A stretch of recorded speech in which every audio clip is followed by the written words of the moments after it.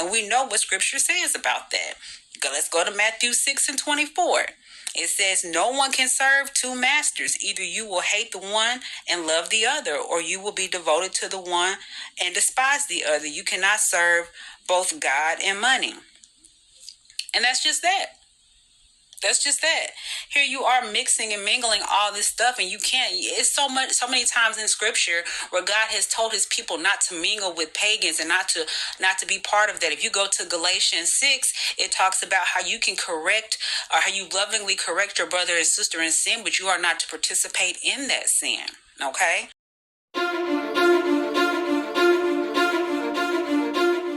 me address the survivors, because that's exactly who they are. They are not victims, they are survivors. Let me say thank you for having more courage and moral clarity in your pinky fingers than the entire Department of Justice. We are currently the laughing stock of the world, partially because of the failed leadership within the DOJ, as we see kings and queens falling everywhere around the world. But we don't know the basics of right and wrong in this country, because it's not about partisanship.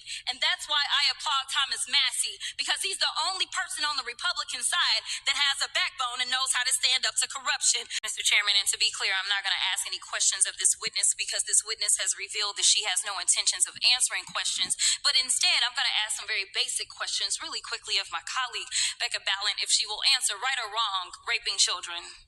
Wrong. Right or wrong, killing random citizens? Definitely wrong. Right or wrong, enriching yourself as the sitting president of the United States? Definitely wrong. Okay, thank you, because I probably never would have got that with our witness. Our witness, who somehow is a lawyer but does not understand how it works with witnesses.